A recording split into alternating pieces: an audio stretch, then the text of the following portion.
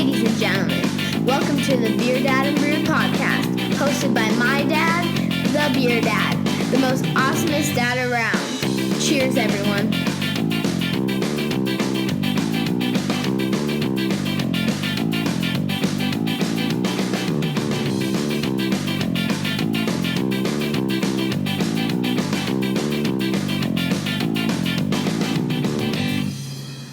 Ladies and gentlemen, welcome to the BeerDad and Brewed podcast. As always, I'm your host, the BeerDad, Justin Allen, and I'm joined by my co-host, Mr. Brewed himself, the master ultimate brewer ever, Joshua Kunkle. So I promised that even after all the shenanigans today that you guys saw on social media at the Props and Hops Festival in Palm Springs, that we were going to record episode 6. So here we are recording episode 6, and we got a couple guests with us this evening. So you guys remember from the last episode, we had Johnnie C on the episode trying all them IPAs, and he joined me today at Props and Hops, and Johnnie C's here for another episode. Johnnie C, how you doing?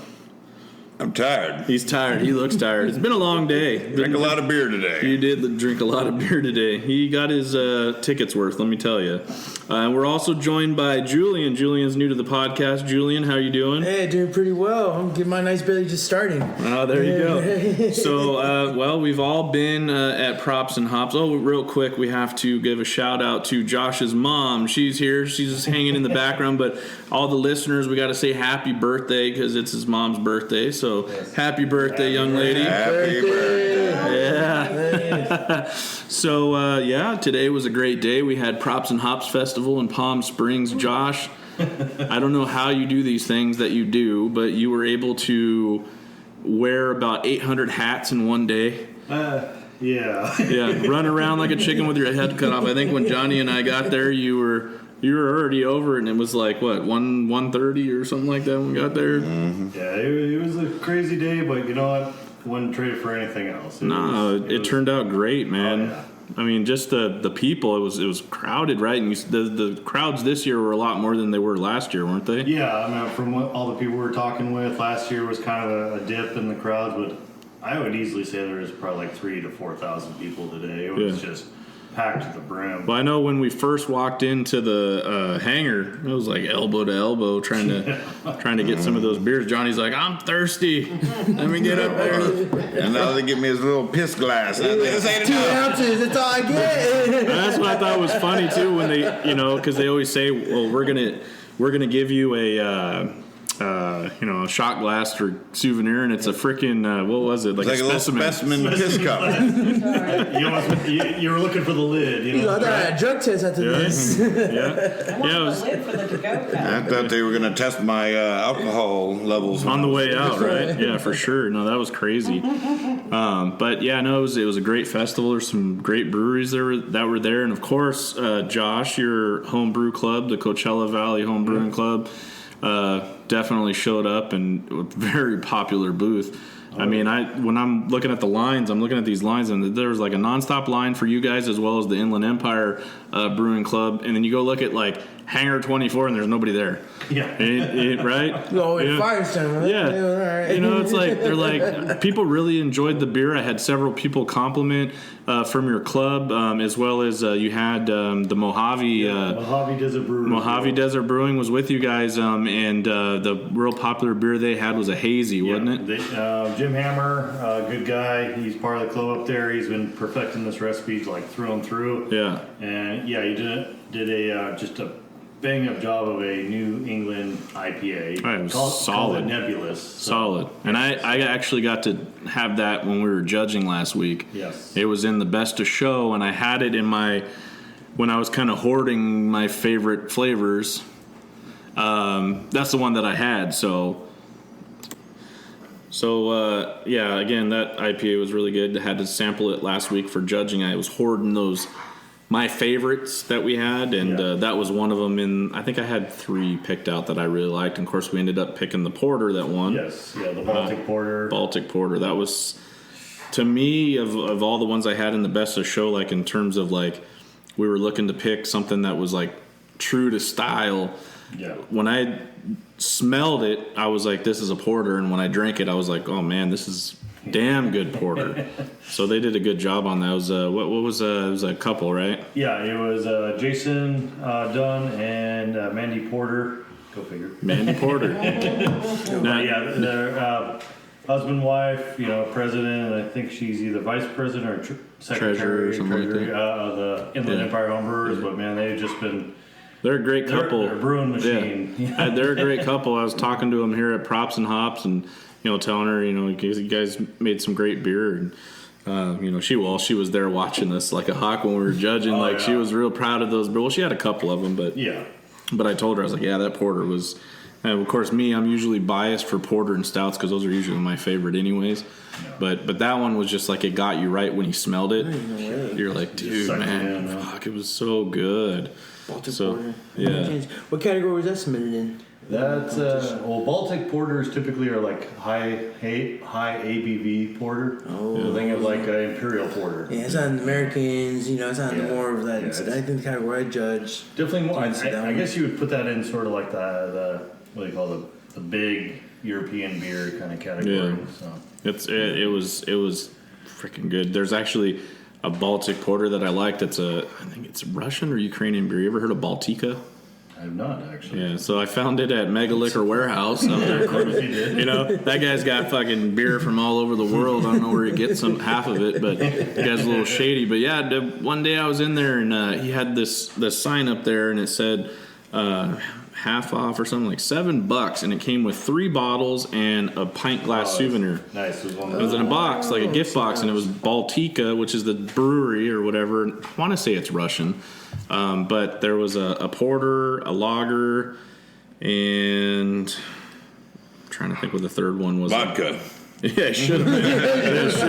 Sorry, water. It was collusion, Johnny. It was collusion. No, but of all the 3, the other ones were junk. But the porter was like, believe it or not, really good for $7 for 3 beers. Plus, I got a pint glass. Yeah, you got the special glass. Yeah, and I remember I actually went back in there after having that porter, and he had it just in single bottles for like a couple bucks a piece, and I bought a bunch of them. They're really good because I like the taste of porter. I like that smoky, like dark flavor. It's really, really good. Mom's shaking her head over there. Yeah, it's good. But they did a really good job, those guys, and they won Best of Show for that. So I wasn't the only one in that group that voted for that beer. So good job. But there was a lot of medals handed out today. So Julian, I saw a medal around your neck. What beer did you make? I did a Saison, pumpkin infused with it. So just kind of went more of the fall. Right now in the time of the year, November, kind of want to get a little spices to it. So I just did cinnamon, nutmeg on that beer, and then just added a little bit of pumpkin. So what we did with the pumpkin is that we got just pumpkin out of the can with the oven, just kind of heat it up a little bit, just get a little toastiness, added some brown sugar on there as well. A little bit of sugar, add a little bit of sugars in there, a little sweet. And then additionally to that, add a little more cinnamon on top of it. Do that in the primary, just let that ferment for a good 6 days. Nice. Sit on it and such, and then luckily it took longer than I expected to really kind of infuse into the beer. After we caked it in, I felt it wasn't ready yet. Yeah. And let it sit on the cake for about another week. Drank it. Oh wow, it got better. Yeah. But I still think it needed a little improvement. It took about almost 4 weeks to finally be like, okay, it's good. This beer is fine. It took away. And saisons, they take a bit. You gotta let them kind of sit for a little while and such. And I wish, I think going back into it, I let it sit in the fermenter. Maybe do a little bit of secondary. Let it sit there for another couple weeks before I caked it. Nice. I probably wasn't a smart idea on that. Yeah. But overall, I was shocked at how much infused of the spices you got in there. Well, how did you feel about getting silver? I felt great. I wasn't expecting it. I just, this beer was just sitting in my fridge. I brewed this back in September, like the middle of September, and it was done, fine after 4 weeks or so. It was in October, and additionally, the time let it settle. It was about November, and then the Props and Hops competition was up. I was like, I had a few bottles left. I was like, well, you know what? See what happens. I was like, I'm not going to drink this. I'm going to submit it and see what happens with it. And then, sure enough, Josh shows up and he goes, hey, here's your medal. I'm all, oh, I won? That's a surprise. I was like, all right, cool. I was like, thank you. Yeah, I won my category? All right, I'll take it. Yeah, it was great. Good. That's awesome. Well, congratulations on that. So thank you. And I did do a new version of that, without the pumpkin. I did the same base recipe, same everything, just... the pumpkin without the can. And I realized with doing the pumpkin out of the can and just have a little metallic flavor to it. Slight metallic flavor you can get out of it. A little, and I thought. I'm curious to try it. And so I just removed it. I was like, you know what? Let me just do the base recipe. Let me do this pumpkin spices, and that's it. And then let me see what happens.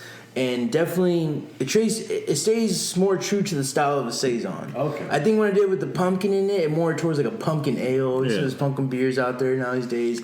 It kind of got away from the style a little bit. Popular though. All the fellas that were tasting it probably put on their yoga pants and UGG boots and their Han Solo. I tried to compete with Starbucks. And they're like, I want my PSL, my pumpkin spice latte. Yeah, but hey, no, that's good. That's good that you medaled. And Josh, I saw, you're pretty modest. You had a medal, but you didn't even pull it out. You just kept it in your pocket. Yeah, you won, man. Yeah, I saw it over here. I was like, where's this medal come from? Josh, what did you medal in? I ended up taking gold for my German Pilsner. The German Pils? Yeah, the one we had back in Oktoberfest. So, if you get, what was that, episode? I think it was 3. 3, 4? Yeah, 3. Because 4 was San Diego, so all right. Yeah. Episode 3, Oktoberfest, Josh made some German Pilsner, and that gold medaled in the Props and Hops competition. I was really surprised because I had entered it in a previous competition not more than like a month before and didn't even make it on the chart. Yeah. So I was actually, when it came back that I had scored as high as I did and got the gold, out of the whole lot, I was like, oh, all right, cool. That's all I say. I'll take it. I'll take what I can get. Well, that's good. I mean, I'd say almost every competition that you got to enter at least one of your beers medals, right? Mom shaking her head. Yeah, I mean, I will say the last competition I was surprised more so in the fact that I had entered Joe's Revenge, which is like a double IPA. And in the last competition, I ended up picking up a bronze medal. So 3rd place. I was like, sweet, I picked up something. Whereas in this one, I think the bottle might have been kind of skunked or something. Yeah. And they gave it just like horrible reviews.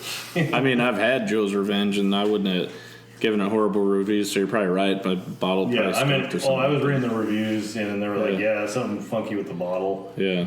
Damn it. But as a homebrewer, that happens. Hell, it happens to the professionals too. You pick up a bottle, been sitting around in a weird place, and or you get these retail places that don't know how to rotate their beers, or they they store them wrong, or they pull them out of the cooler, throw them out on a shelf, put them back in the cooler, and you get some shitty beer sometimes. What's funny is, as much as I love Total Wine, one of their little hiccups that I have to give them shit for is they don't rotate their own stock. Yeah, I've had a couple bad batches of that. Yeah. They rely on the vendors to come in and rotate it for them. Yeah, it's such a big store too. I mean, that'd be hard, like, to go through there and rotate all them beers. Well, I mean,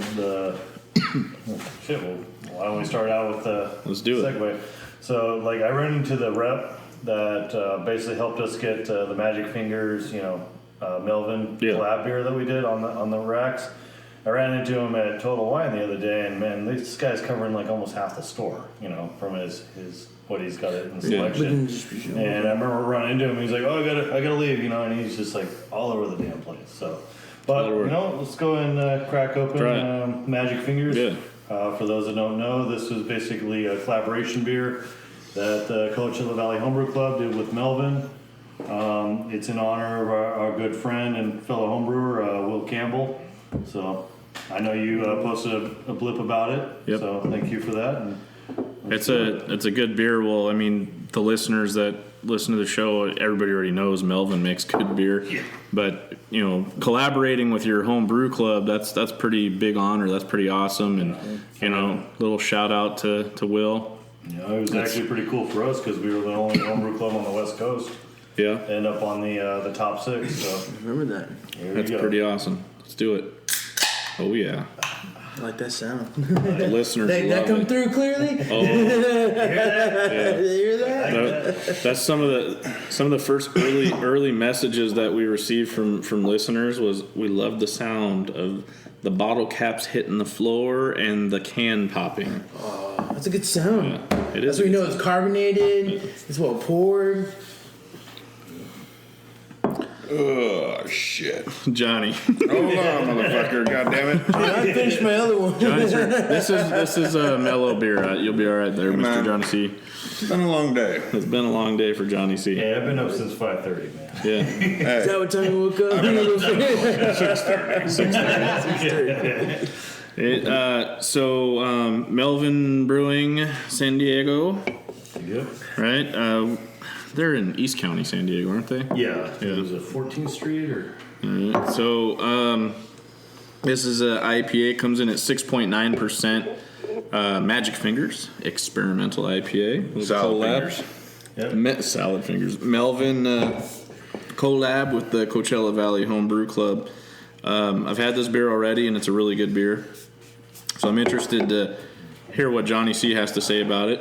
I know he's tired, but he's going to taste it. Fucking back is killing me. Yeah, we got to get him some pain meds, man. I need Drink some more beer. ketamine. Johnny, you gotta drink more beers. What happens? It kills the pain. Man, I've been drinking beer all damn day. Still hasn't killed I don't even know how many of those fuckers I drank today. I was giving away tickets. You were. At the end, man. I seen him. And you guys, for the girl. There you go. the best part was at the end. He was really trying to get rid of that mead. Oh yeah, I was getting that mead going. I was getting ooh, I was the mead salesman of the year. Well, because I tried to get him to drink some mead because he told me he was done. He was done with the beer, and I was like, because mead's like 3 times the ABV. So I'm like, hey, get over here and have some of that mead. And he's like, I don't want no damn mead now. So then he disappears, and all of a sudden he starts bringing people up to get mead. a line of people, they wanted to try the mead.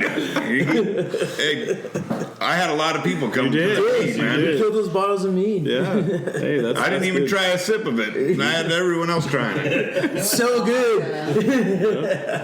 It's sweet and honey. So, Johnny, you just tasted the Magic Fingers. What do you think? It's delicious. Delicious. All right, good. I like that. I think it's good. It just that the content on it's like perfect where we like it on our IPAs. And what about you, Mom? I know you don't like IPAs. But it's actually not bad. It's not bad. For an IPA. It's mellow. Yeah. Citrus note. I like how Yeah. crisp it is. Yeah. Actually, it's very crisp. Nice little dryness to it. Citrus. Yeah. Yeah. Well, the thing that always tripped me out with this particular beer is it's got kind of the hazy look, taste, mouthfeel and stuff, but it's still got West Coast through and West through, Coast, yeah. Definitely get a little floral in there. When you're drinking I it. feel like some of the people, like me, and I know Johnny's not a big fan of like the hop forward IPAs, and I know your mom doesn't like them as well. But this one, it's almost like a hybrid between a hazy and a West Coast. Yeah, it's kind of like right. So you could probably somebody that says that they don't like IPAs, they would like this beer. Yeah, you can see that. But yeah, it's a damn good beer. So what makes it like more of the experimental IPA, Josh? You went into it. I was curious, experimental. Well, that was more Melvin's take on it because they had their run of the mill IPAs. So this, as a collaboration, was experimental for them. They're basically taking on the recipe from the Homebrew Club and Making more of a commercial making aspect of all of making it. it more commercial.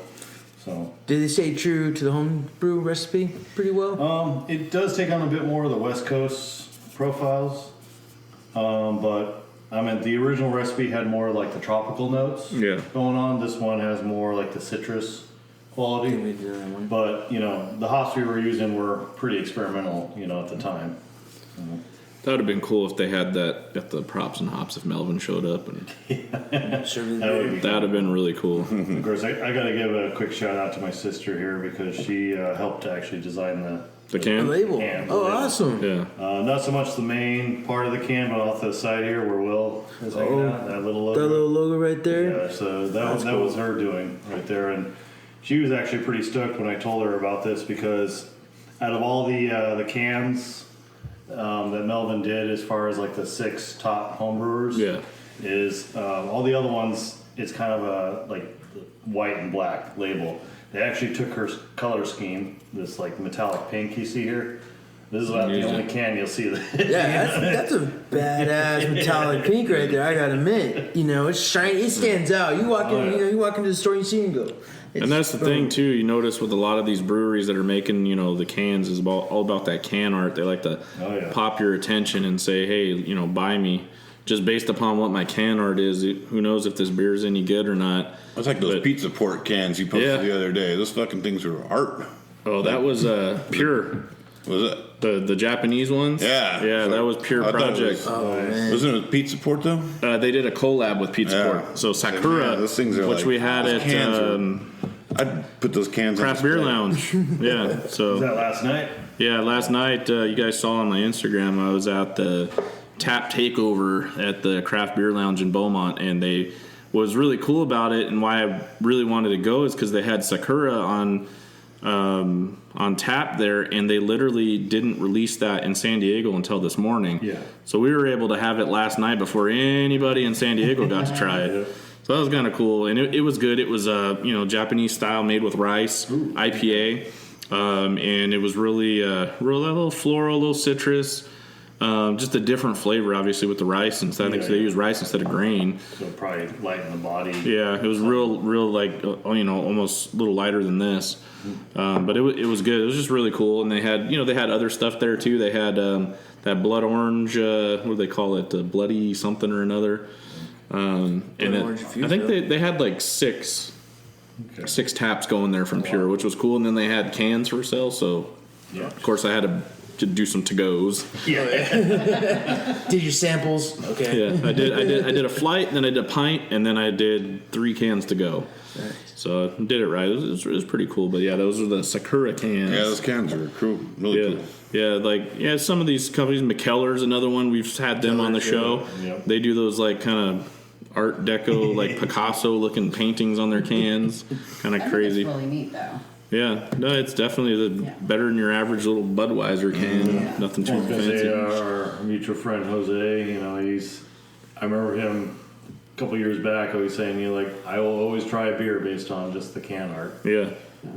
That's true. Yeah, people buy them and they're like, look at this. Jose, all you got to do is put like a naked girl on there. No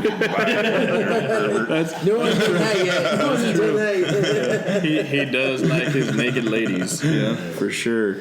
So that's good. Well, I like this beer. I know Johnnie likes this beer, so that's good. So a collab beer with Coachella Valley Homebrew Club and Melvin. So survey and all around the table, everybody likes it. Definitely. I have a question for you, Josh. Sure. What the hell is mead? Wait a minute. Wait. I don't even know what it is.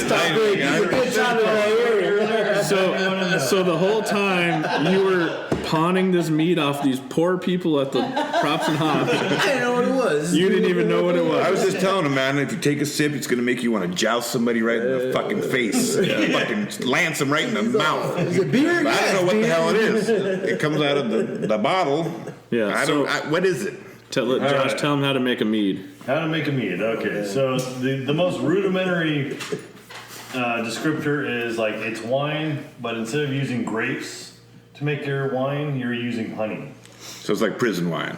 A little bit better. Oh. Not Pruno. A little bit better than Pruno. So typically honey is an interesting sort of freak of nature, I guess you want to call it, where that honey in its basic state won't pick up any pathogens, it won't pick up any bacteria, it can't grow mold. It's so viscous and so devoid of oxygen that nothing will ever grow on it. It's like a black hole. Exactly. Bacteria just goes there to die. So now, in order to ferment, you kind of need bacteria, and specifically you need yeast, which isn't quite bacteria, it's more of a fungus, but bacteria helps. So what you do is you basically take the honey, you add water, you dilute it, and because now it's diluted, it's not so potent. You throw the yeast on it, and the yeast can basically kind of start munching on the sugars. Now, the problem with honey is it doesn't have the nutrient base that the yeast need. Like when you ferment for beer, the grain has all the nutrients the yeast needs. They'll just go to town on it. But with honey, after a while, the yeast just kind of pitters out, and they're like, "Yeah, we don't have what we need to finish this out." We're done. So with honey, you have to feed it. You have to feed it with nutrients, and over time, you can get this honey to ferment with the yeast. But after a while, you just want to age it. Because just like a fine wine, you want to bottle it, hold on it for a couple of years, and then pop it and ready to go. There are different versions of mead. Some are sweeter, some are drier. Some are carbonated, some are not. But overall, it's meant to be just an alcoholic beverage made from sugar that is from honey. So you're saying those are like 10 years old? Yeah. Yeah, the guy that made the mead there for the props and hops is 5 to 10 years aging on some of those. He's held on to them about 5 to 10 years. Yeah. They were excellent. Yeah, he was just they were good. If I had to pick of all the different flavors that they had of the mead, the date. Oh, which one? The date and fig or just the regular date? The date, just straight regular date. Yeah, I like the peach. the date mead was. I thought Man, the peach was really good. Do you like the peach? I do. I thought I would too, because I usually also peach like is the my date. go-to, but I don't know. Well, I keep telling Josh every time, I want a date shake when I'm out here, and just that flavor hit me, and I was like, oh man, I like dates. They're pretty good. Johnny C has never actually had a date, right? I never had a date, never had any mead. And when he says he's never had a date, he means he's never had a girlfriend. That's true. That's true. Yeah, It's all in blind dates. So that's good. Thanks for the scientific explanation on how to make mead. Well, I don't know. I never really come across mead until tonight, to tell you the truth. Typically, everyone thinks of mead as like the Viking drink. Right. You know? It kind of tastes like port to me. Yeah. Well, it's like a port wine, yeah. Port wine. Very similar. Port wine, Biscuits, that's a heavy. good example of it. And it used to be considered like what they call the gift of the gods because honey typically doesn't ferment. Right. And when you get it into a stasis where it can ferment, It's a gift from the it gods. takes forever and a day, to ferment. Like that's what I'm saying. Like honey normally doesn't have the nutrient base to ferment out. You have to feed it. But if you were to leave it alone for like 5 years, it'll ferment. It'll clean up. Get to it. That's why for a lot of these guys they would sit on this stuff for 5 to 10 years and then pop it open and serve it at like wedding nights and. I had a lineup of people coming over there. I was gathering people. Like, hey, you want to drink some mead? They're like, what the fuck? Sure. Come on over. You know what? They walked away happy. Just like they've been coronated. That's all it is, man. It was a 50% at least plus. So for those here, we're obviously recording the podcast episode 6. But I'm also live on Instagram right now, so there's some people watching us. That's what I'm recording over here. People came in and they're probably like, "Well, there's like Johnny C." So Josh over here was explaining because Johnny did not want to try mead because he was bearded out, but he brought a large group of people over to drink some mead, and he was like a salesman. He was getting it. I think I had everybody drinking the mead, man. So it was all involved, right? That's right. And so Mead we're salesman. we're here recording the podcast, and just randomly Johnny's like, Josh, I got to ask you something. What the fuck is mead? So I've heard of it. that was great. But and Josh explained it great. But Johnny, if you want to try some mead, there's a new mead / cider brewery in Temecula. So if you just want to go and Ciders are great. just opened what's it called, Batch Mead, or I can't think of the name.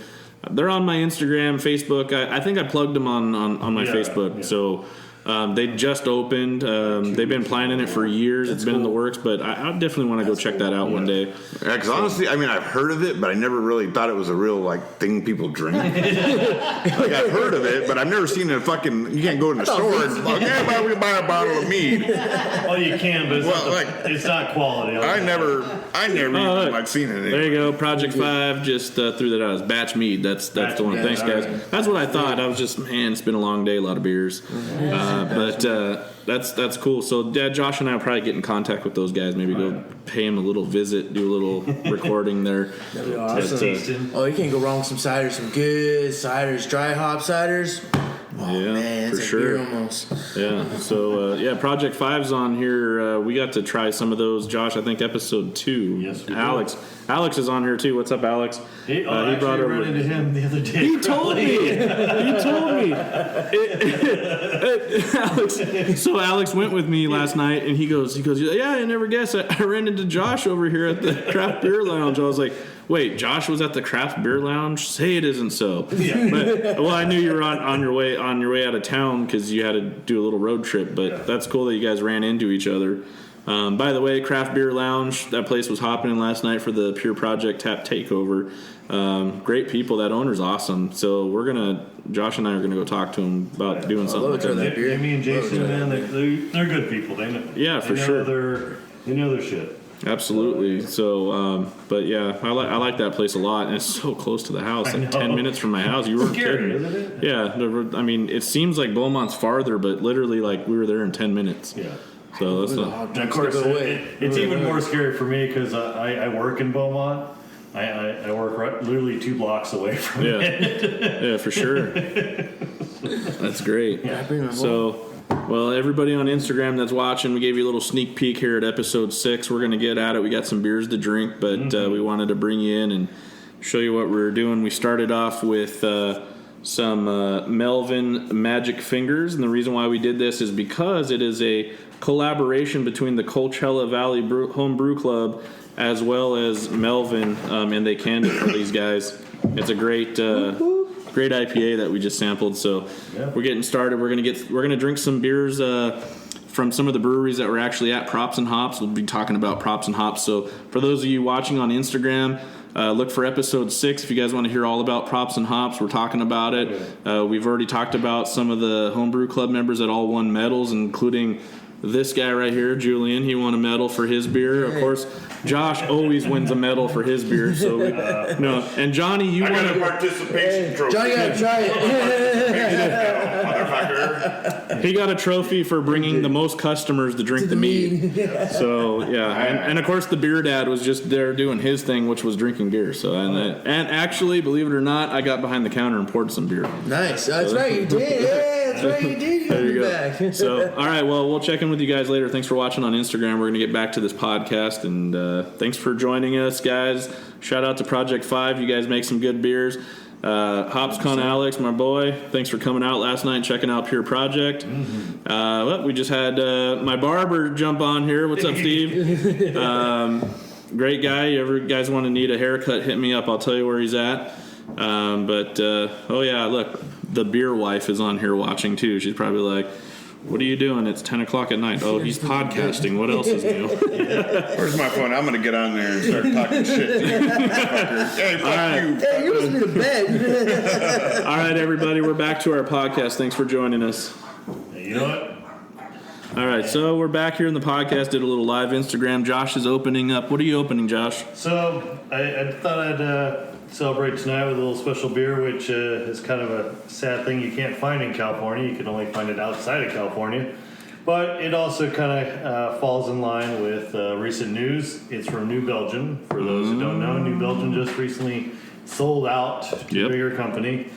Some people are pissed. Some people are whatever. They've been there for a long time. They've been there, and they were employee owned too. So that's what's kind of a big deal. They wanted money. Hey, we talked about it earlier, guys. Like some of the people in the industry, like they call you a sellout, this or whatever. But come on, we're in America. What we're our kind of founding principles are like, start a business, become successful, and sell that business. Yeah. There's your retirement. Yeah. So I don't have any problem with anybody selling their company. Like it sucks to call them a sellout because they're really not a sellout. Yeah. No. They earn that money. Well, the thing is, everyone immediately, especially in the beer community, and I get a little pissed with this shit sometimes. Where the moment someone says, "Oh, they're selling to a bigger company," the immediate response is, "Oh, sellout." Yeah. But if you actually read the details of the New Belgium deal, it's not a bad deal. Like, it's like the lady who, it's her and her husband that kind of founded the whole thing, and she's been the one kind of running the show the whole time. You could tell she's done. Right. She just wants to be just done with it, So she's finding the best person to take over the reins of the company and keep it going forward. So nothing wrong in my opinion. So this beer we're drinking is actually called Abbey. It's a Belgian-style double. This is, for those that don't know, this was actually the beer that was supposed to be the flagship for New Belgium. Yeah. They really wanted it to be. But Fat Tire ended up winning the big one. Yeah. It ended up taking up over. So that's crazy. Like I said, it's kind of funny because you can't find this beer in California anymore. But here.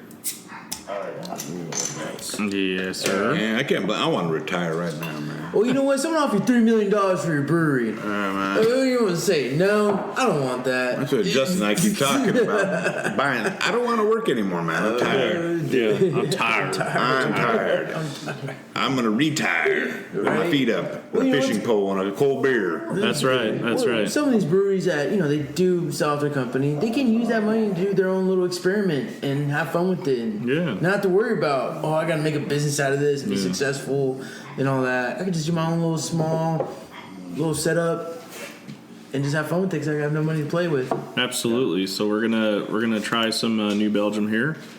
So yeah, we're trying the New Belgium here. Where did my cup go, Josh? Oh, there we go. Is that me? Oh. Yep. All right. So yeah, this is the New Belgium's Abbey Ale. Abbey Ale. Yeah, I remember reading about this when I was looking into making my own Belgian beers back in the day, and I was like, okay, I gotta try this thing. And I ended up lucking out where I had a cousin who lived in Colorado, and she lived in Greeley, which is like just next to Fort Collins, where New Belgium is. So I was like, fuck it, I'm gonna go check out New Belgium. And I will say, out of a lot of the breweries I'm into, probably the #1 brewery tour I've ever been on. New Belgium. New Belgium. So they got a brewery tour? Their brewery Bitchin' tour brewery. is fucking phenomenal. Somewhat, not only in the fact that you get a beer everywhere you go in the brewery, like they pour them ahead of time, and you get a little platter, and you walk in and be like, "Here's this part of the brewery, have a beer." It's a phenomenal brewery. Let me tell you something about let me tell you something about brewery tours. Now I know you're gonna laugh at this, but Heineken. Okay, Heineken. It is what it is, right? It's a freaking everyday party beer. Some people like it, some people don't. But their brewery in Amsterdam, when we went over there for, we did the whole Europe trip and Oktoberfest and stuff, we stopped and we're like, all right, we're going to take the Heineken tour. These dudes are out of control.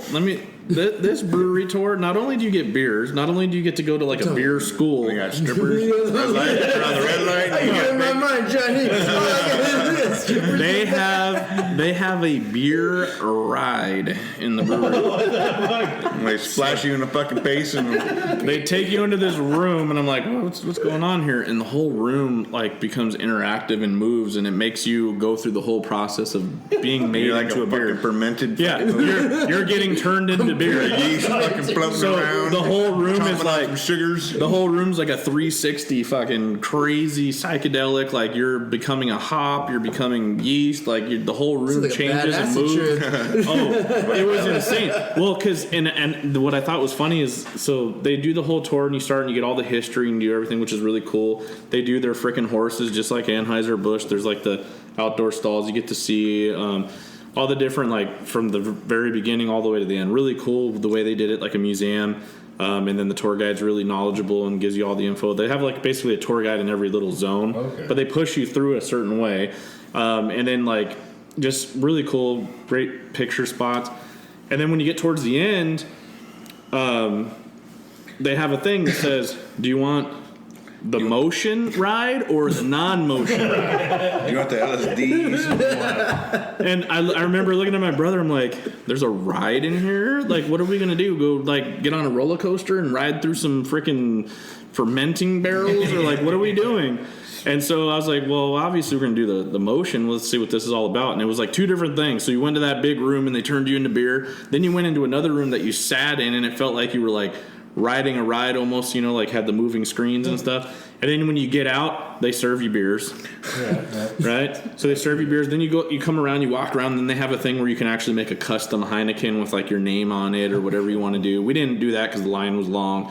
And then you go downstairs at the very end in the basement, and they give you tickets to drink more Heinekens. So you go down there, and then you can drink the Heinekens. You just give them the tickets, get your beer, and then they have a contest on who can pour the best Heineken. Of course, I went and did it, and freaking a three-year-old fucking did a better pour than I did. But it was cool. But just that whole, I was not expecting that at a brewery. It was crazy. I was wondering because I think it cost $20 or something like that for the brewery tour. 20 euros. 20 euros. 20 euros. Yeah, so if you're ever in Amsterdam and you want a crazy trip, go to the Heineken I Brewery. thought there was going to be hookers. Or if you Well, It was not. That's a non-motion ride. That's a non-motion. well, actually, there's a lot of motion in that one. ride. You just gotta worry about the after effects there. it You know? was. Yeah, you don't want to get that. that's Clap, the, you know? that's the red light district of the Yeah, the brewery's way on, not anywhere near the red light district. okay. So You don't want But those cool. Amsterdam crabs, you know. no, you don't want to get that. So King crabs. New Belgium Abbey. This is. I would like it. drink. I would good drink raisin this over flavor. Fat Tire any day. See, this is the should've part been. that tripped me the fuck out. Like this to me should have been the flagship. Yeah. And they really wanted it to be. And like to me, this is a superior beer. Yeah. The Fat. Oh yeah, the monster. What do you think, Johnny? You've never had this, have you? Nope. So I don't even think I've had fat tire. Really? Flat tire. I was gonna say, what? Probably 80% of our restaurants out here have Fat Tire. I never ordered it just because I always found something else that You like? If Fat Tire was a go-to, though, I always enjoyed it. Growing up, high school, I had Fat Tires. Fat Tire. I drink Mickey's. Jimmy. Oldie. Johnny is more of a King Cobra kind of guy. We used to drink fucking Cisco. God damn, that shit was fucking horrible. Cisco. You ever have that I shit? never heard of it. You never heard of that? Yeah, Oh, dude, it's it like didn't make bum wine. my high school time. It's like bum wine, man. It is bum wine. Holy shit. We It's had like the cough syrup. we had the fucking Boone's Farm wine. We had that, and then what was the other one? Mad Dog. Mad Dog 2020. Yeah. Oh god. Cisco. that was horrible. Sisco, man. I remember that one. Still ain't making them more. That shit wrong. They don't. You go to the liquor store, they have that, you can walk out. God damn, I can't believe we drank that shit. The fuck is wrong? All I have to say is thank God for craft beer because some of that shit that we drank in high school, and coming up, it's like I was just talking about it today. Like I remember before I even discovered craft beer, it was like I drank Miller Lite, and it was like I forced myself to drink Miller Lite. Like it was terrible fucking shit. Or I drink them nasty Boone's Farm wines and Cisco's and then Mad Dog vodka. Yeah, and all that nasty shit. And then, like I said, it took that one taste of a freaking milk stout. Is that what it was? Milk stouts got me hooked. Belching Beaver Ooh, that's a good one. got me hooked. I mean, I had some other craft beers prior to that, to where I was like, all right, these are good. They're definitely better than Miller Lite, but I wasn't like, I'm gonna gravitate towards it. Yeah, I was head over heels for it. But I had that, and I was like, holy shit. Got a game going here. Yeah, that was a game changer for me. So I got into that. I like that. Johnny's he's a little disappointed because he was hoping Belching Beaver was supposed to be at Props and Hops today, and they disappointed. Did not show. Fuckers. Show? Yeah. It said on the website. I didn't see one on the Ballast website. Point didn't show either. Ballast Point was supposed to be Ballast there as well. Point. Bunch of pricks. Belching Beaver, freaking like they were up on the board. They kept showing their I know, I logo. saw they their showed logo the up logo there. on the board? I was like, maybe they're like hidden around the corner, so I think a special secret room. So Belching Beaver, Fuckers. VIP. I know you listen and tag stuff and comment on some of my stuff. So if you're listening, we definitely missed you at Props and Hops. Johnny 100%. C is really disappointed in you. 100%. Yeah, he was hoping. I mean, shit. If you were there and you had that peanut butter milk stout, I probably would have drank like 10 of them. Yeah, just hold on. Let me go get a picture real quick. Let me fill that up. Here's all my tickets. Take them all. I got 8 tickets. I got 8 tickets. Is that enough? And I had like fucking 20 tickets. I had about 12 more. Yeah, I try to tell them don't buy tickets. Don't worry about it. I was hitting every goddamn brewery there. Yeah. And then at the end, I was just giving away to the hot chicks. So real quick before we move on to the next beer, Johnny, that was like first kind of brew fest for you, like with all the different multiple breweries. All the ones there, what was your favorite? My favorite beer? Yeah, if you can remember. I know it was a lot of beer today. There was a couple that I really liked. I liked that Mexican lager. Thank you. Josh's Mexican lager. That was probably one of my favorites. What was that? That Babes Double Bock I liked. Oh, Doppelbock. That was a solid. Shout out to Babes. That was a good Doppelbock. Solid to the style. That was good. Yeah, we got to meet Juan today. He's a great guy. Juan's a good guy, man. And what else did I really like? You did like that Mexico City brewing, but not because of the beer. For those of you that paint a picture, there was some scantily clad Latina ladies that were handing out beer from Mexico City that was decent. It wasn't over the moon, but the porter was nice. It was the Chihuahua one, right? No, not Chihuahua. It was a different one. No, I didn't get a chance to try them. I don't remember if... I would say my two favorite were actually the two beers from that Babe's brewery were both really good. That Honey Blonde was really good. Yes. And that Bach was really good too. That lager I really liked. What the hell else was I drinking? Did you try Speakeasy, John? I don't think I did. Oh man, That was the Big Daddy IPA. I don't think I tried that one. All right, so this place was called... I didn't get a good shot. Malpinta?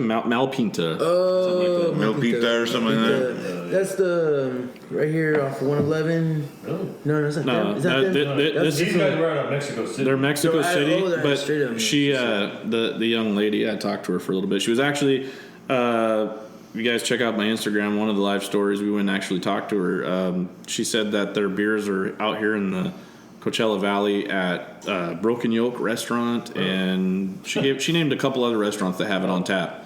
So Breakfast. random. Breakfast and beer. Breakfast and beer. Can't go wrong with that. But yeah, no. So you like the double Bach? You like Josh's Mexican Lager, which you didn't even know was Josh's until I told you. No, I didn't. Yeah. Actually, That was a popular beer.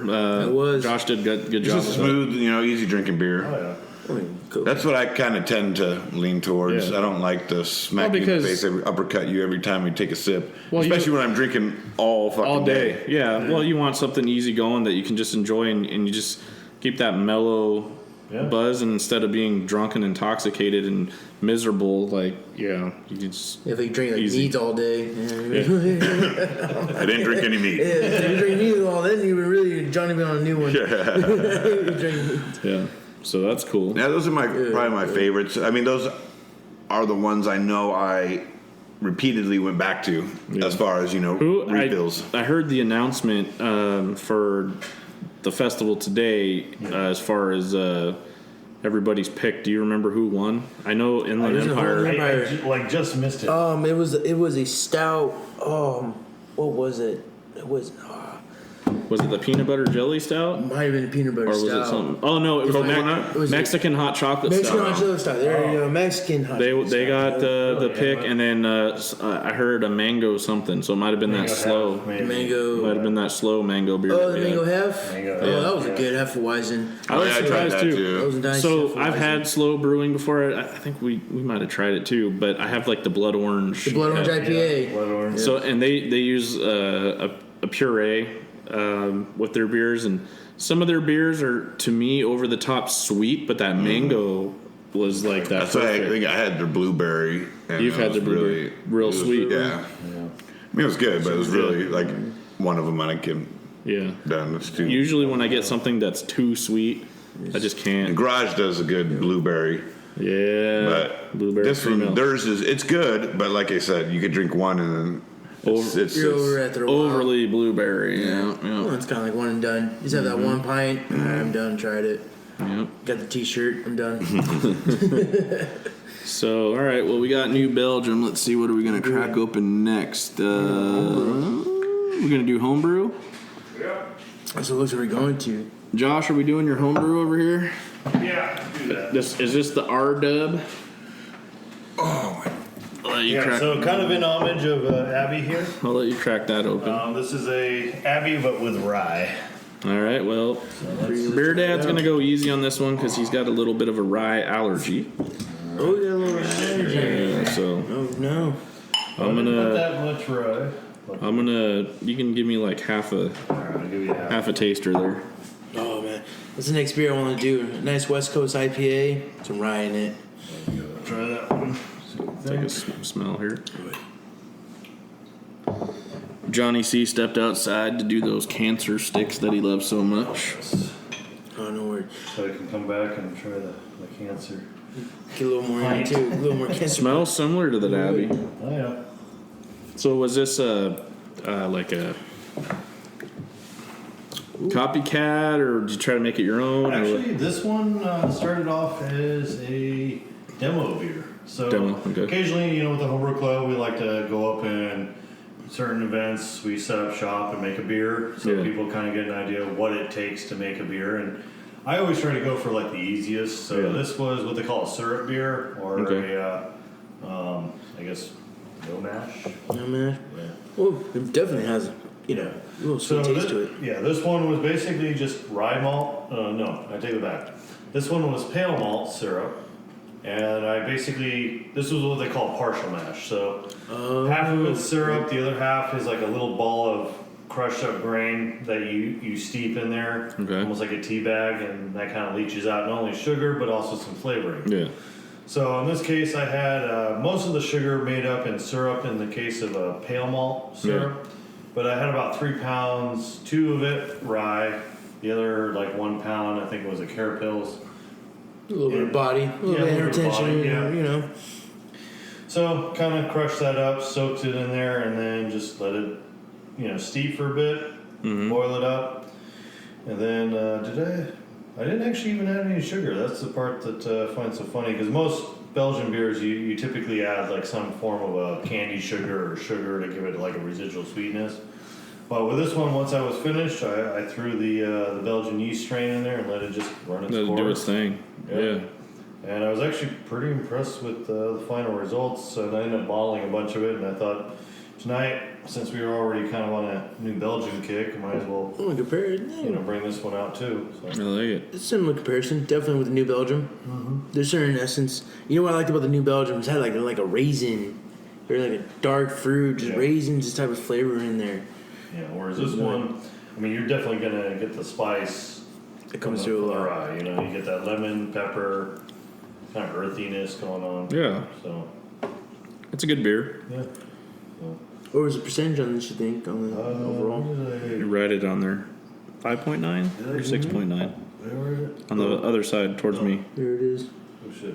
Yeah. That was when I bottled it.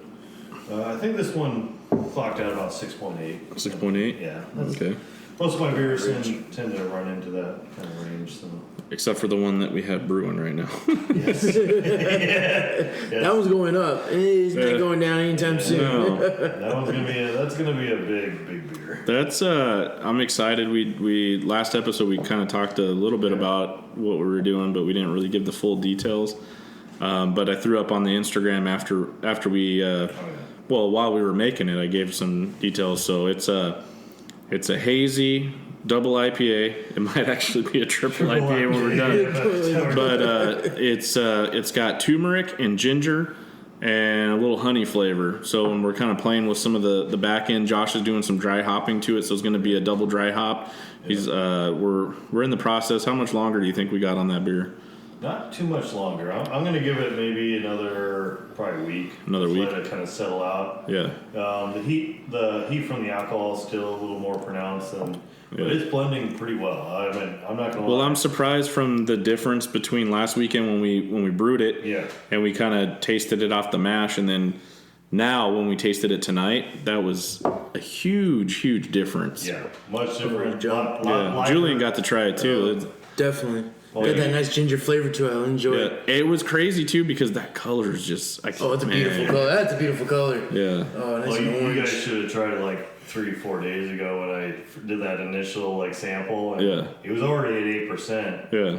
Because I wanted to get it at high Krausen for the hazy so I could dry hop it then. Right. But I run up on this thing and I was like, there's no Krausen. I'm like, well, what the hell happened? Where'd it go? I was like, did it finish? Is it done already? It's only been like 3 days, but okay. So this, quick.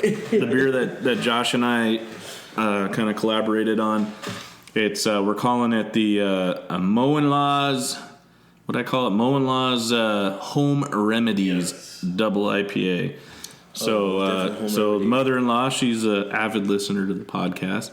She actually supplied the turmeric and ginger because mother-in-law will tell you that stuff's very good for you, and she likes to push her home remedies on you, and hey, they all work. So, shout out to the mother-in-law. She knows what she's talking about. She does a lot of research. So, I can't wait. She definitely is going to have a bottle of that beer when it comes out for sure. But Well, it's healthy beer. yeah, well, It's a good that's my health shot. thing. Instead of taking them turmeric pills and all that stuff, I'm going to be like, hey, I got my beer. turmeric right here. You get your as I drink vitamins, And you you can drink ginger beer. and your honey. it. Yeah. So yeah, and the color on it's amazing. Johnny over here, you doing all right, buddy? My back is fucking killing. Back is killing me. Day. Let's see what we got. Need a bacchiotomy. Yep. I'll taste that while you're sitting over there.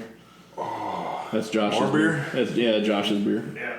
This is Tell us what you think. So, Josh, what'd you do with this? What yeast, Belgian yeast, you going with this one? I Like think went trap yeast on this one. a trap yeast on there from White Yeast or White Labs? Dry actually. Oh, dry one. Yeah, there's a type of yeast called T58, one of my favorite yeast strains to play around with, and it just, I don't know, it's a phenomenal. How did that thing ferment? Man, that's probably ferment out real quick then. Oh yeah, Oh, Like it? those dry yeasts are powerful. oh yeah, they do their job right nice.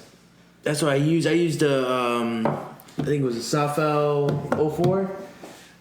Yeah, That's 04. That I think it's Similar to what English you just style had. yeast. Yeah. Man, that thing went crazy. There we go. Joshua's gonna hook up Johnny C over here. Yeah. So I lucked out a little while ago where I had a bunch of money left over from what the hell they call it, like a medical card thing. And so I bought myself a $700 med kit. There you go. Yeah, so let's see what the med kit has. Oh man, that's Ketamine. I would hope. ketamine. Within legal constraints. We have that shit at work. We carry ketamine, man, and I fuck some people up off of that shit. Oh, okay. It's a good fucking laugh sometimes. Get some of these old fuckers that break their hip and just plow them with ketamine, and they're just like fucking.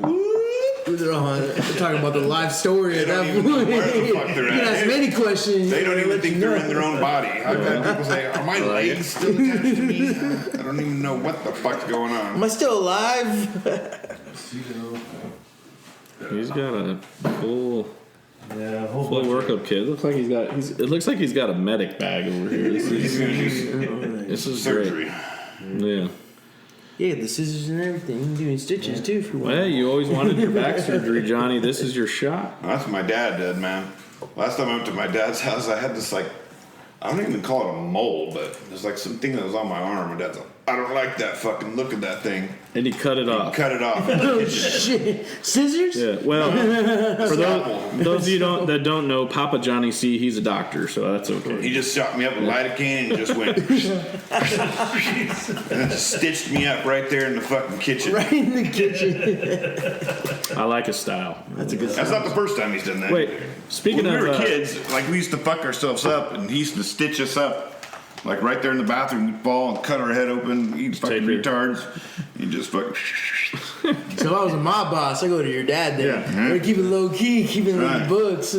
Speaking of I still have the scar right there. There just it fucking is. lopped There it everything is. off right there. So speaking of Papa Johnny C, we forgot to ask Josh. He wants to take you to the Area 51. What's he want? Oh, contact in the desert. Josh That's what knows we're going about to. that. Contact in the Desert. You ever heard of this, Josh? It's right by your house. So, well, you better get ready because there's going to be a bunch of aliens coming to the La Quinta area here in a little Wait, bit. what? They had it here last year What is too. this contact of the? What is this? It's like an alien convention. Yeah. Yeah. Really? Yeah. So That happens here here in La Quinta. in La Quinta. They had it in La Quinta last year. I think it was the first year they did it out here. But it's hardcore. Like, you know that fucker on Ancient Aliens with the fucking hair? Boom. Yeah. He's there. That's all those guys. And they have like this big fucking convention. So it's like Comic-Con for alien people. Yeah.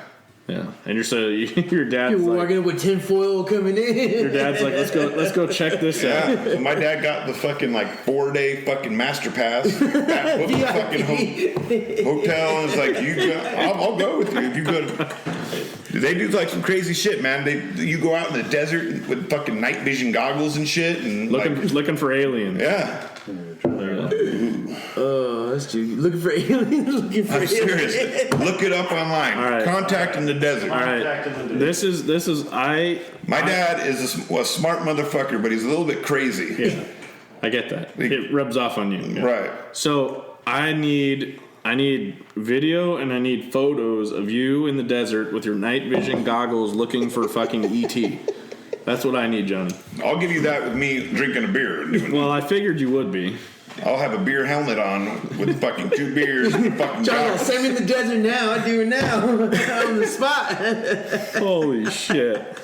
Oh man, I would love to see that. No, it's kind of crazy. Like they have a whole bunch of different like speakers and shit. Like a bunch of like a lot of like retired like military people and like black project shit the military worked on. Like so you know, So unclassified. It's a little unclassified stuff. What do you think about that? It's just recent. All them fucking weirdos that wanted to go storm Area 51. I mean, they're not going to get in, man. They'll smoke. They basically said you start running in here, we're going to shoot you. Oh yeah, it was the first stop. So they didn't really test it. Well, yeah, even like the Department of Defense, they like the day before that shit was supposed to happen, posted a picture and said, if you're thinking about storming Area 51, this is the last thing you're going to see. And it had a big picture of a B-2 fucking bomber on there.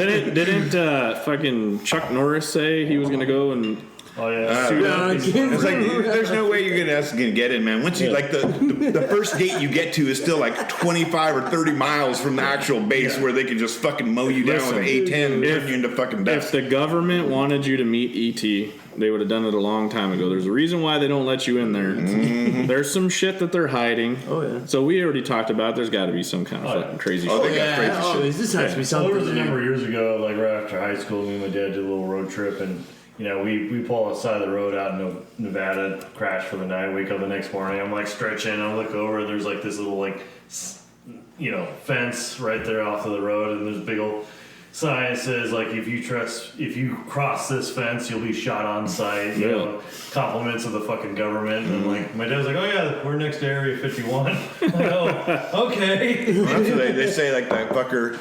I think he's dead now, but the guy who was like the president of Skunk Works, Lockheed Martin. Yeah. He's said that they have shit out there in the desert that's like 100 years beyond what you could even comprehend as being like fucking, like what you could even actually think of. They're 100 years beyond that. Yeah. So, I mean, I'm sure they got shit that's... Oh, stuff is unhidden. It's slowly just being out. I'm sure they got shit that's fucking... And if you really think about it, think about from like say the end of World War II. Yeah.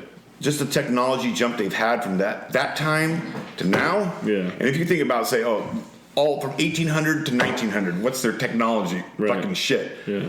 1900 to 2000, especially that time period from like 1950 to 2000, just the jump in fucking technology. Just technology. I mean, fuck, they weren't even flying planes in the beginning of 1900. Yeah. And here we are. I mean, there has to be some shit. I can tell my fucking cell phone to fucking launch nuclear. Steve Jobs didn't create the iPhone. Air 51 did. I'm telling you. Ever since like towards the end of World War II, and a lot of people say, "Oh, the Roswell crash that happened in like 1947." Ever since then, it's just been like fucking pow, like explosion of fucking technology. That's true. Yeah. One of the fastest growing now these days. I mean, I think there's some shit up in space somewhere doing. There's got to be. I mean, it's a big ass freaking. Oh, it's beyond what you can comprehend. Yeah, it literally is beyond what you can comprehend. Can you imagine? Imagine. All right, we'll flash forward, a few years here because there's already somebody. Well, another year, and there's another voting. But let's say you're elected, brand new president. You swear in and do all that shit. Can you imagine that first meeting that you have with somebody when they fucking blow your mind and tell you all the hidden shit? That's the crazy thing. As a president, this has been going on. The crazy thing is, the presidents don't even know. Yeah, they don't tell them because those are part-time, temporary people. Part-time. It's serious. It's a 4 to 8 year job. Yeah, I agree with it's a 4 to 8 year job. They're not gonna. The only people that really they don't tell Congress all this black project shit is all. It's all out of bigger people. I almost think that some of it, all that black money, it goes to it. They don't know what the fuck they do with it. I almost feel like some of it, like some of these people, they don't even want to fucking know. Like, I'm safe, I'm comfortable. Yeah. Don't tell me. I don't want to know about fucking the Independence Day that's gonna happen in like 10 I'm years. serious. Like literally those black projects, they funnel billions of dollars to, and there's no oversight. Yeah. There's no congressional oversight in any of that. Yeah. It just goes, they give them the money and they fucking don't know what happens with it. They make shit that you don't even fucking know about. They don't know about. They don't know. I'm serious. That's the crazy part about it. They just fucking shove money at them and fucking.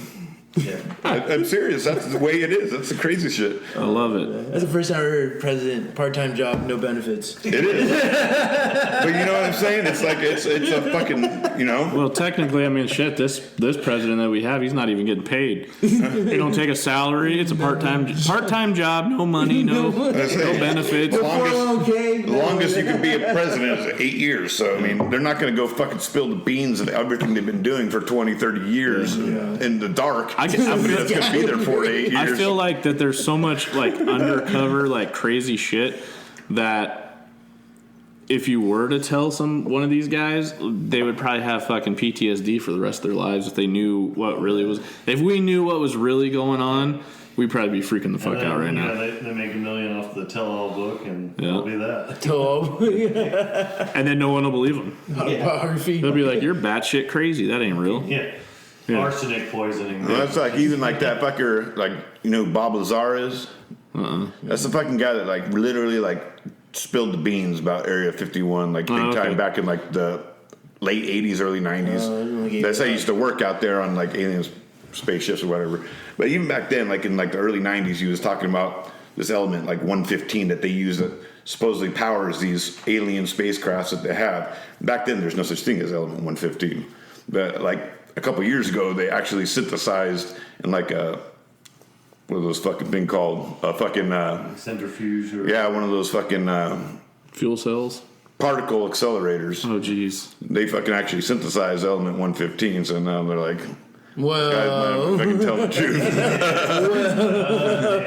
Maybe there was some truth to your weirdness. So it's kind of crazy. It's just you don't know what the fuck they're doing. We'll never know. Never know. What they should have done in Area 51 that day when they're going to bombard it, they should have did a festival. Outside Area 51, have a nice little festival. Instead of props and hops, let's do like UFOs and hops or something. UFOs and hops. Little green people running around serving beer. Like it's like Area 51, I think is like such a commercialized and well-known thing. They don't have. They have somewhere else now. I guarantee it. Yeah, they put it away somewhere else. A lot of people say there's a place in Utah called the Dugway Proving Grounds. That's where they really do all the fucking like real crazy shit because Area 51 is just so well known and so fucking commercialized that. I feel like it might be under your fucking nose, like Disneyland. Oh, yeah. That they could just be all underground. Something fucking crazy like that. There's like, well, we already know there's a underground freaking like crazy society at Disneyland, right? Well, they have their own freaking jail cell. Oh yeah. Yep. Yeah. So I don't know. You never get in trouble with Disneyland. You stayed in Disneyland jail. Fucking goofy, gonna fucking slap you silly with the you're gonna serve hard time. You're gonna have to dress up as a character for the next. That's 10 what years. happens. All those characters are there dressing up. Those are all those people that screwed off at Disneyland and got thrown into Disneyland jail. Disneyland judge said, "You're gonna be goofy for the next 10 years, motherfucker." Yeah. What the fuck are we talking about? I don't know. We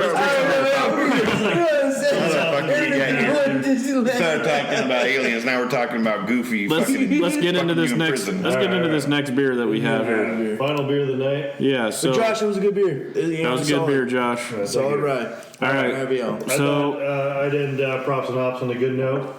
I think I mentioned this beer last time. You did. And I said, we're going to have to definitely break this out at some point. It's a Firestone Walker. They were in representation today. Yeah. Props and hops. This is a 2016 Rye Double DBA. Okay. A little vintage ale. I just have double barrel aged. Barrel aged. DBA. Good shit. Ooh. Oh, yeah. So, I was up over at Firestone earlier this year, and man, I was like a kid in a fucking candy shop. Oh, it is. It was great. Well, we talked about Firestone during our IPA episode. I shouted out the Target Practice podcast. Those fellas, Cody and Paul, they love Firestone. They're up there, right by Firestone. In fact, they gave us a nice little shout out, so we'll bring it right back. Thanks to Target Practice podcast. Yeah, so we're having some Firestone Rye Double DBA. When was this made? 2016? 2016. So this is 3 years? Oh, man. That's going to be age beer. Let's see what we got. They don't even make this no more. This is 22-ounce bombers. No, These yeah. Rye, double DBAs. I wonder why you got such a good deal. You ready? All right. Let's listen. I love that noise. All I right. just remember the reserve series. Sticky. So this is something super special. Josh, thank you for breaking it open for us and letting the listeners get our opinions on this. Firestone Walker makes great beer.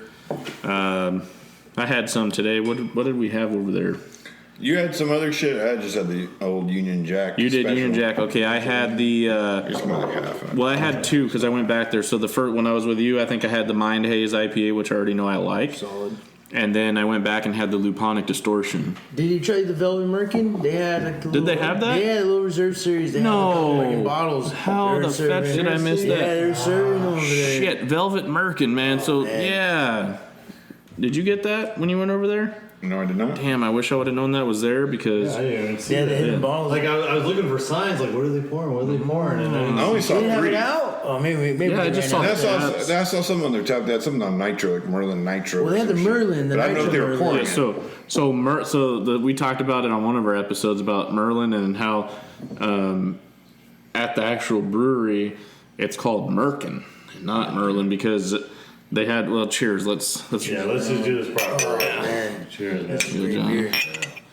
All right, so at the brewery, so Merkin is kind of a dirty name, right? So commercially, they couldn't call it Merkin, so they changed it to Merlin. What the fuck's a Merkin? Should I educate him? Yeah, just let them know what a Merkin is, I Josh. don't know what Merkin is. Johnny wants to know. It's a librarian talk right now. Okay. I actually educated my grandparents last weekend on what a fucking Merkin was. They had no fucking... This is a great conversation with the grandparents. All right, I can't wait. Actually, I even educated my sister. She didn't realize we're bunch of shit.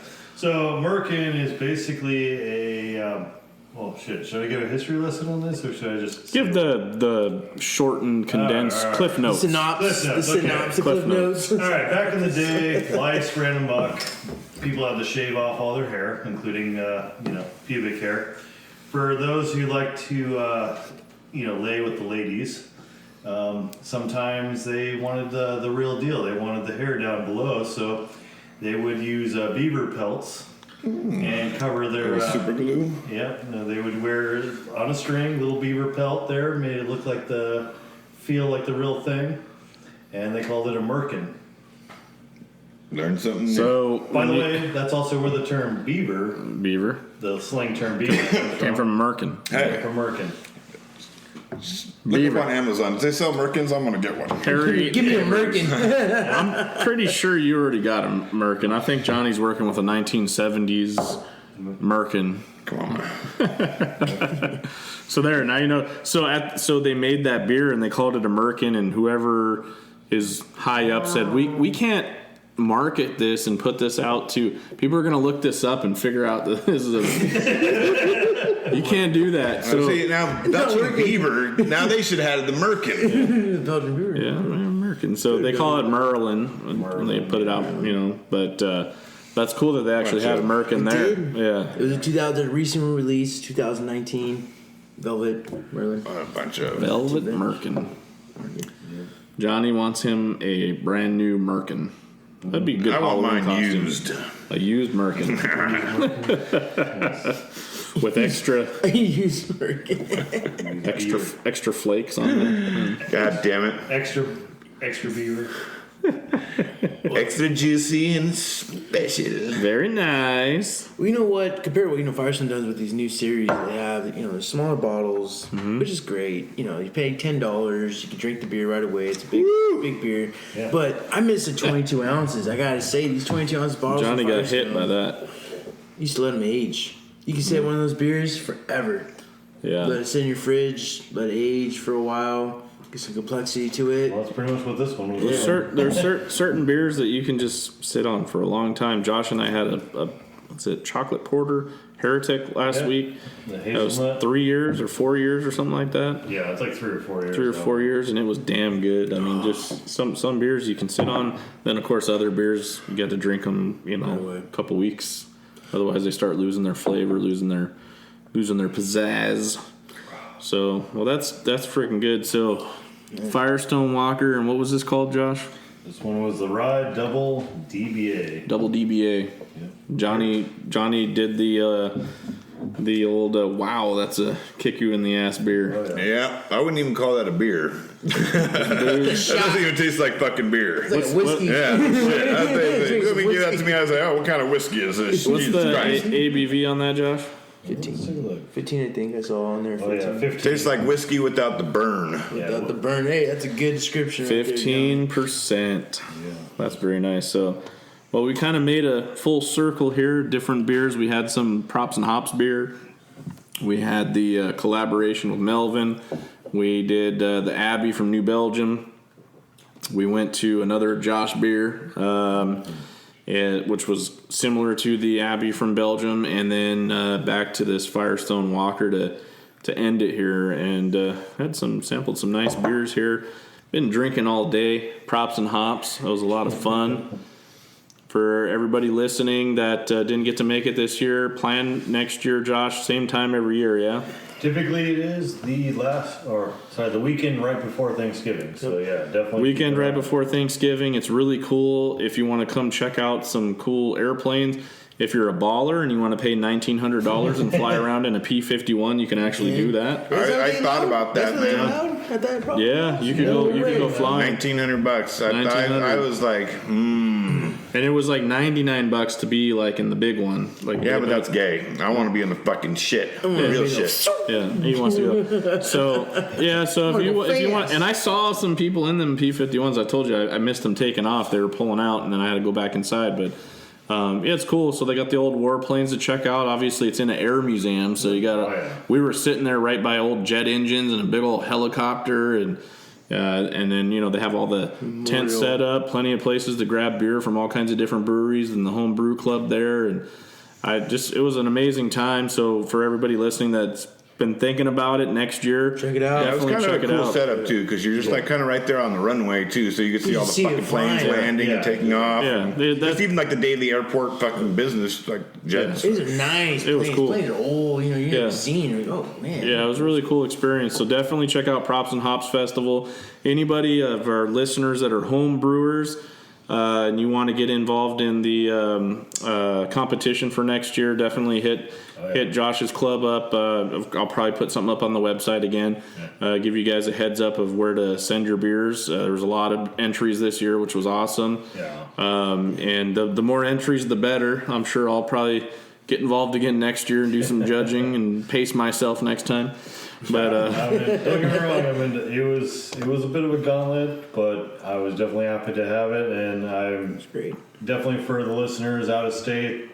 If you were one of those folks that participated in the competition, thank you much. I mean, we definitely appreciate having you, and of course, those who are itching to find out what the results, I'll be getting those up on the website here pretty quick. That's awesome. So, yeah, it'd be cool. Congratulations to all the winners that were there today that medaled.